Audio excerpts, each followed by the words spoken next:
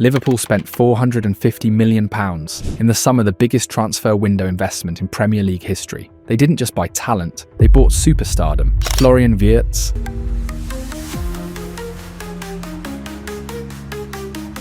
Alexander Isak. Phil, that's given away by McCarthy. Isak! Welcome to the new world. The new world of Alexander Isak and Liverpool Football Club. Hugo Ekitike.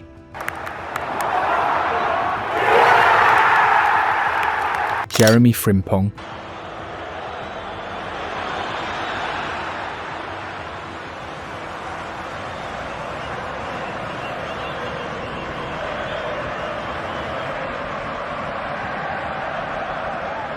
Milos Kerkez.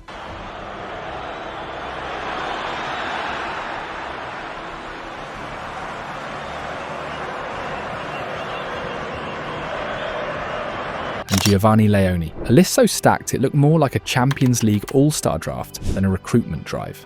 Twice they broke the Premier League transfer record in the same window. Twice they promised to rewrite the future of English football, and yet this Liverpool side looks broken. This was supposed to be the most terrifying version of Liverpool in the modern era. The defending champions, winners of last season's title by 10 points, rebuilt under Arne Slot with a squad deeper, faster and more intelligent than ever. When I see Liverpool, it's an unbelievable team. They are in every single match they perform very good and they have a strong team.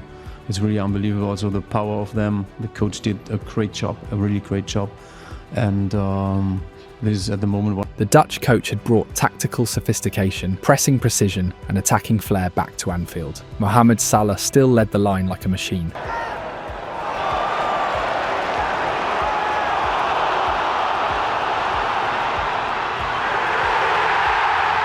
Virgil van Dijk still commanded the backline.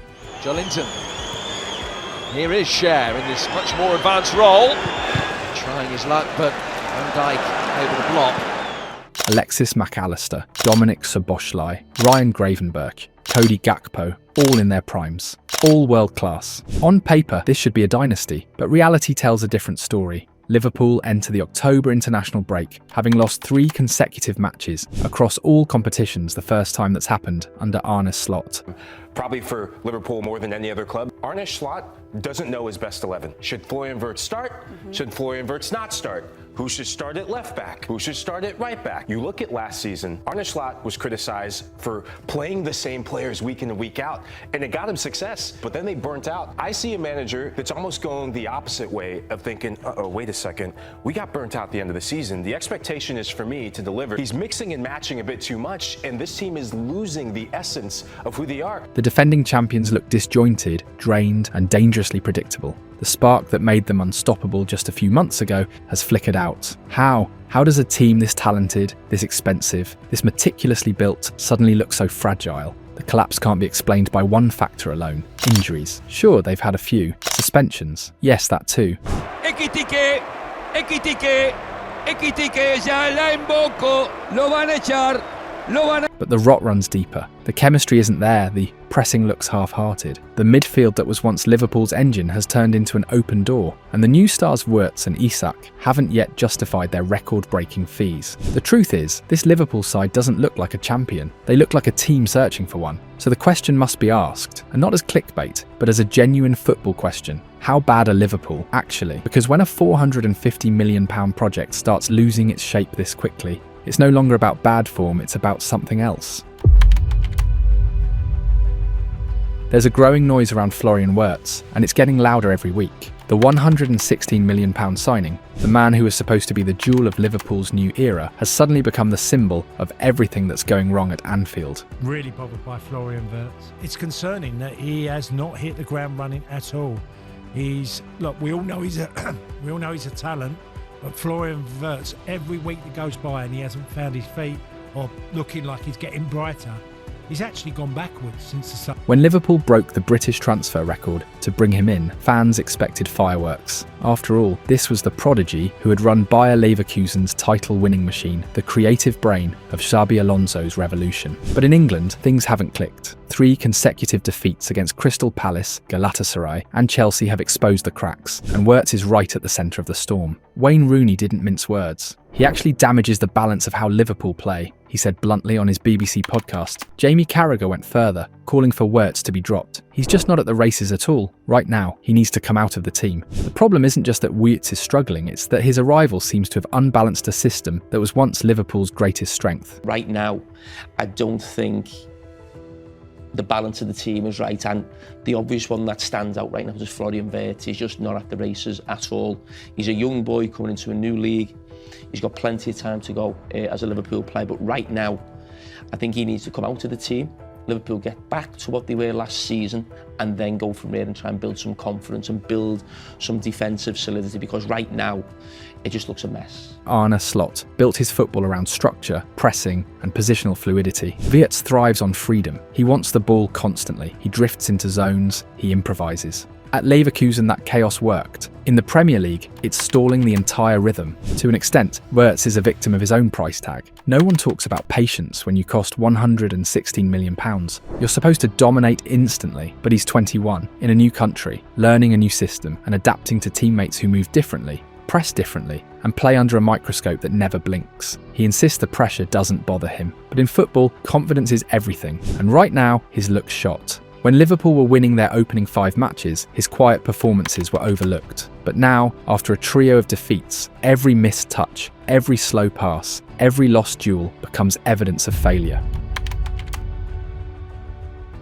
Arne Slot is trying everything to make Florian Wirtz fit, but the more he moves him around, the less he seems to belong. Against Crystal Palace, the German was pushed to the left of a front 3, with the freedom to drift inside a rare tactical tweak for Liverpool's usually rigid structure. The idea was to free Wirtz, to let him find pockets and dictate play. Instead, it backfired. Liverpool lost 2-1, and Wirtz looked completely detached from the game. 3 days later, Slot restored him to his natural habitat, the number 10 role for the Champions League clash in Istanbul. But again, Wirtz struggled to impose himself. It wasn't for lack of effort, it was a problem of rhythm, of connection. The German looked like he was thinking 2 plays ahead in a team that's still 1 play behind. That's the story of his Liverpool debut so far. Flashes of brilliance surrounded by long silences. In the 3-2 win over Atletico Madrid at Anfield, his quality was undeniable: elegant touches, vertical passes, little movements that hinted at what could come. But those moments have been isolated, not sustained. Against Galatasaray, he produced 2 passes that deserved assist, one releasing Alexander Isak,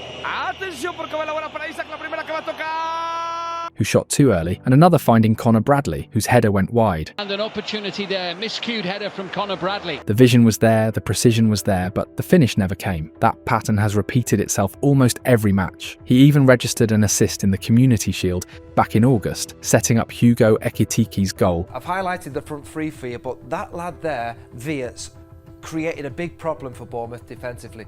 Ekitike is a player who'll run in behind, but he'll drop deep. And McAllister can just play that little ball into the space there and allow Ekitike to try and drive at the defence. But in competitive fixtures, he's become the poster boy of the 0-0-7 meme. 0 goals, 0 assists in his first 7 Liverpool appearances, now 8. It's not that he isn't creating, he's generated 21 chances in all competitions, as many as Jack Grealish at Everton. But the quality of those chances tells a different story. His expected assists total only 1.4, meaning that while he's busy, he's not dangerous. Look closer, and you see the frustration. Against Atletico, Mohamed Salah hit the post after a perfect through ball from Wirtz. In the same match, Jeremy Frimpong completely missed a sitter that could have sealed the game. Against Palace, Wirtz got into scoring positions himself but failed to capitalise. And again, Salah missed a goal after a super pass from Wirtz versus Chelsea.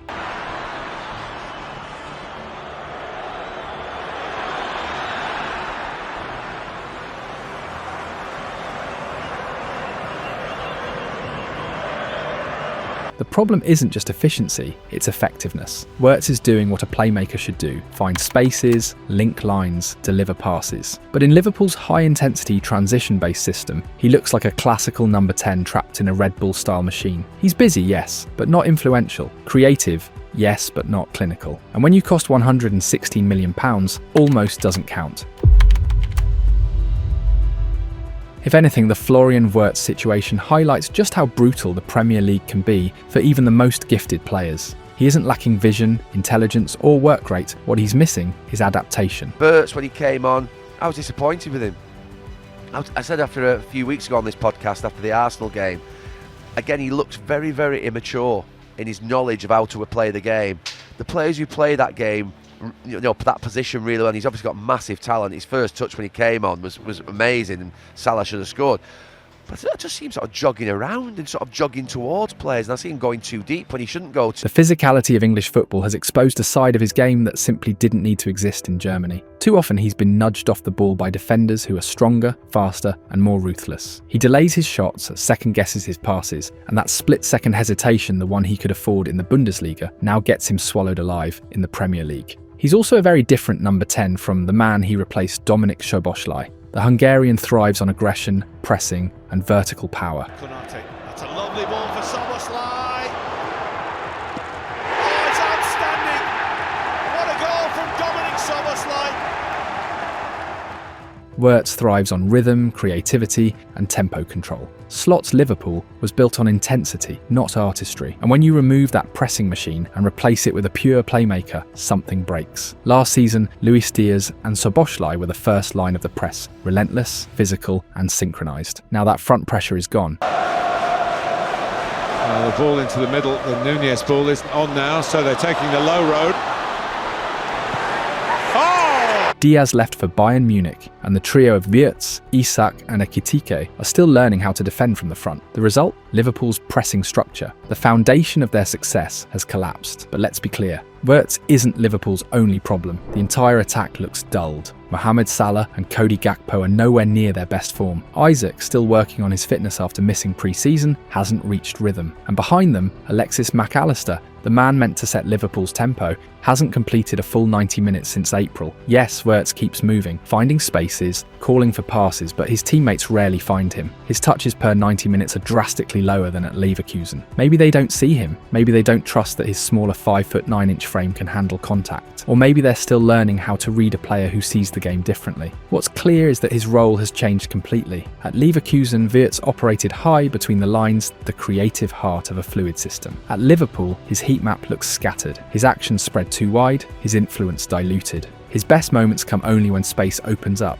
usually in transitions when the chaos gives him oxygen. We saw flashes against Arsenal, Burnley and Atletico Madrid, moments when he carried the ball forward, cut through lines and looked like himself again. But those glimpses are isolated in a sea of structural confusion, because Liverpool's problems run far deeper than Florian Wirtz. The issue isn't just an out-of-form midfielder, it's a system that's been decoded. Opponents have studied Arne Slot's Liverpool and figured out how to break their structure apart. And that is where things start to get truly worrying. Liverpool's biggest weapon last season was their ability to slice through pressure like a hot knife through butter. Under Arne Slot, they could beat any press, advance through the thirds, and turn defence into attack in seconds. And at the centre of it all was Ryan Gravenberch. The Dutchman's long strides, press resistance, and composure under fire made him the launchpad of every Liverpool attack. When opponents pressed high, Gravenberch carried the ball through them. When they sat deep, he became the bridge between defence and creativity. For a time it was unstoppable, but football evolves and now rivals have figured out the code. Against Crystal Palace, Slot tried something new. Gravenberch operated deeper, with Curtis Jones acting as a temporary number 10 to draw markers away. It worked in flashes, but when Palace pressed with three narrow forwards, Liverpool's rhythm broke. Adam Wharton shadowed Gravenberch the entire match, smothering his influence and forcing errors.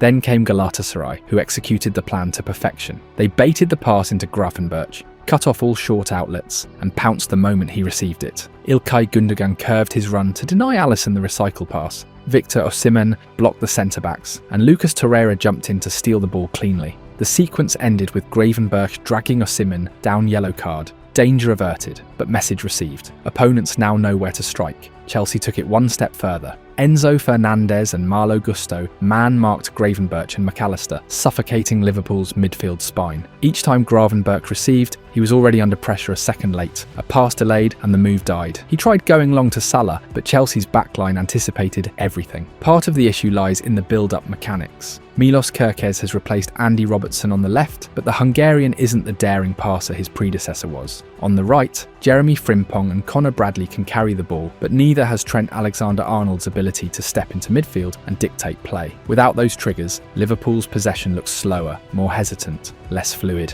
In one telling moment, Gravenberch dropped between the centre-backs, a slot adjustment meant to progress play. But instead of threading the line-breaking pass that defined Liverpool's 2024-25 rhythm, Konate hesitated and recycled sideways. The entire move, the rotations, the space evaporated. That's the story now. Half a second slower, half a metre shorter, half as dangerous. Rivals have watched, analysed, and dismantled slot structure. They press Gravenberch earlier, close passing lanes quicker, and dare Liverpool's defenders to build through other routes. When those routes don't exist, the Reds stall. Scoring first has become crucial for opponents, because once Liverpool fall behind, teams can sit deeper, absorb pressure, and choke the transitions that used to define Slot's machine. The Chelsea match showed that adaptation is possible. Slot's tweaks worked late on, but there's no denying it, the blueprint has been broken. And if Liverpool want to stay among the elite, they'll need to rewrite it from scratch after the international break.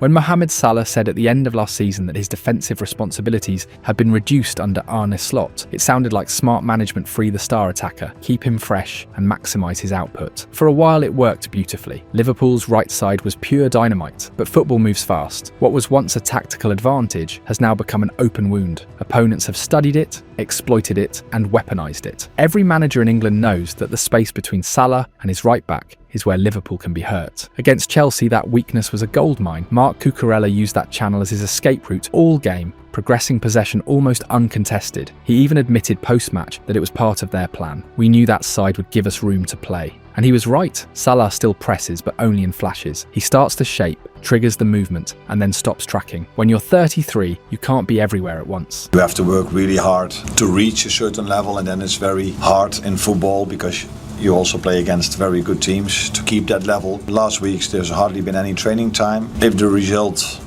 would have been better today with a draw or a win, which was both possible, I don't say we deserved it, then we would have had a great start to the season if you take into account everything that what happened in the summer in Liverpool. The international break comes at the perfect time, probably for Liverpool more than any other club. Arne Slot doesn't know his best 11. Should Florian Wirtz start?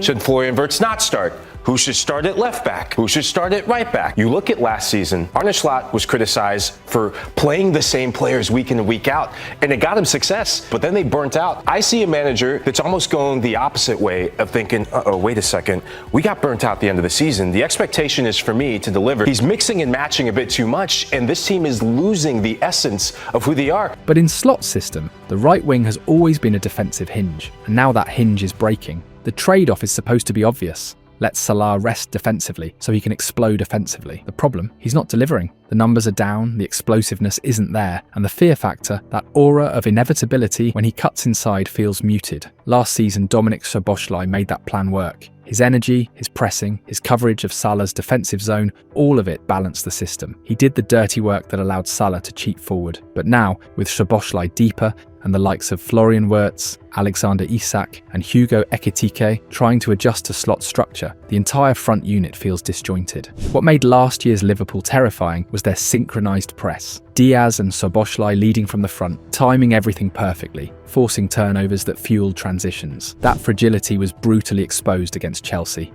The goal from Moises Caicedo didn't come from some intricate build-up, it came from a basic, almost lazy defensive lapse. One simple switch of play, down Liverpool's right, one quick overload, and the champions were undone. Salah's reduced workload was meant to keep Liverpool lethal, instead, it's made them lopsided.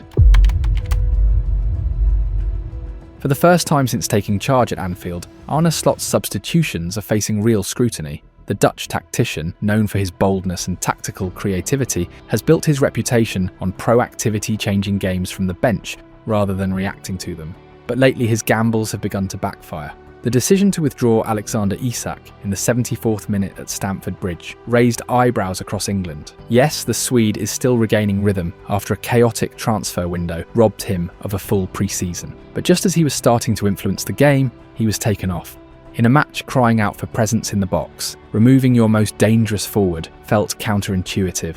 Equally puzzling was the decision not to introduce Federico Chiesa, arguably Liverpool's most explosive weapon off the bench, and instead drop Ryan Gravenberch into defence when chasing a goal. Slot's logic that a midfielder at centre-back increases tempo and possession control made sense in theory. Against Crystal Palace it worked. Liverpool dominated, pinned them back, and pressed high. But Chelsea were not Palace. The game was tight, physical, and full of transitional traps. What Liverpool needed was solidity, not experimentation. A simple like-for-like swap, Konate for Joe Gomez, would have stabilised the backline while maintaining attacking balance. Instead, the reshuffle opened holes everywhere, and the same defensive fragilities that haunted them a week earlier reappeared. Slot's fearless pursuit of victory is part of his charm. He refuses to settle, refuses to play safe. But lately that audacity has cost Liverpool points. And this isn't the Slot of last year, the one whose bench was his secret weapon. Back then he used Gomez as a closer to lock down leads and rotated his fullbacks like a chess master to shift the rhythm of games. This season his changes feel experimental, forced,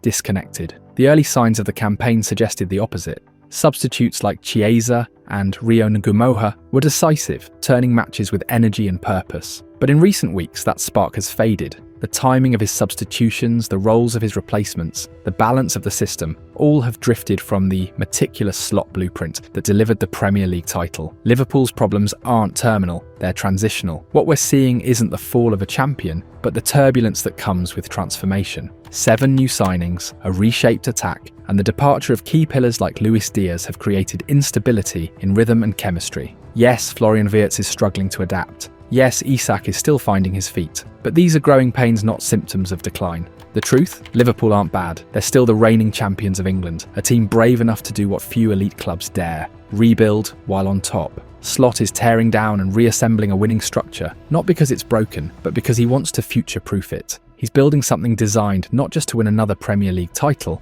but to create a dynasty, a Liverpool that will dominate England, and maybe, just maybe Europe too. The question, how bad are Liverpool actually, might soon have a very different answer.